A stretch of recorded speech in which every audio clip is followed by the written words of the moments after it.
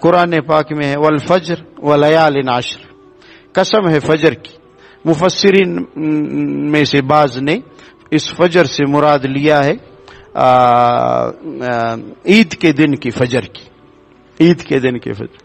ولیال عشر، یہ جو 10 دن ہے ذی الحجہ کی، اس 10 دن مراد لیا ہے۔ اللہ پاک قسم کھا رہے عید کی فجر کی، اور ان 10 دنوں کی کچھ نہ کچھ تو ہے ان 10 دنوں میں۔ جب آپ کو چاند نظر آئے گا عید کے، اس چاند کے نظر، ذی الحجہ کے چاند کے نظر آنے کے 10 دن بعد عید ہے، اتنا تو پتہ ہے میرے مسلمان بھائی کو۔ یہ 10 دن 10 راتیں اللہ کو بہت محبوب ہے۔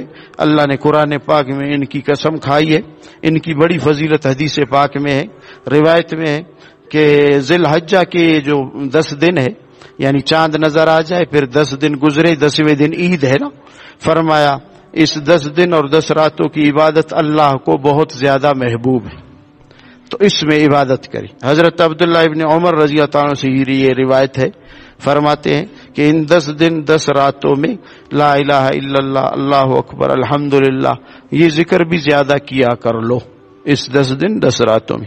حضرت ابو ہریرہ رضی اللہ تعالیٰ عنہ سے روایت ہے، آج میرا خیال 26 ذی قعدہ ہے، تو 4 دنوں کے بعد چاند نظر آ جائے گا۔ یہ گزارش ہے اس 10 دن کو ضائع ہونے سے بچائے، کریں گے انشاءاللہ۔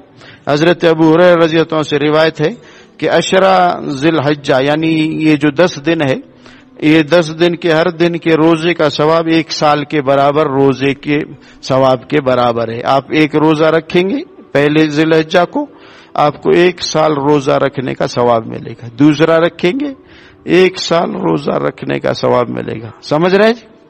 تو یہ جس کو اللہ نے طاقت دی ہے، بیماری نہیں ہے، اور کوئٹہ کا موسم بھی اچھا ہے، آپ یہ نفلی روزے رکھ سکتے ہیں، رکھیں گے انشاءاللہ۔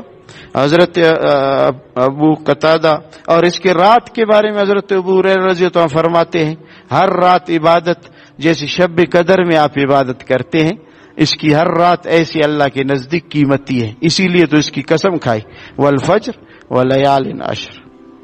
حضرت ابو قتادہ رضی اللہ عنہ سے روایت ہے کہ 9ویں تاریخ کا روزہ، 9 ذی الحجہ کا روزہ، یہ 2 سال کے گناہ کا کفارہ ہے، 2 سال کے گناہ اللہ معاف فرما دیں گے۔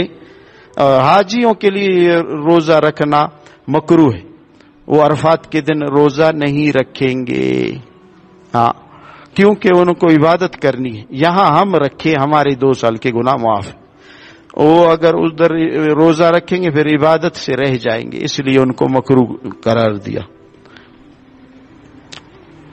آپ صلی اللہ علیہ وسلم نے فرمایا، بندوں کو جہنم کی آگ سے خلاصی اور آزادی دینے کا بہترین دن عرفات کا دن ہے، 9 ذی الحجہ کو۔ تو انشاءاللہ العزیز آپ اور میں ان دنوں کو ضائع ہونے سے بچائیں گے انشاءاللہ۔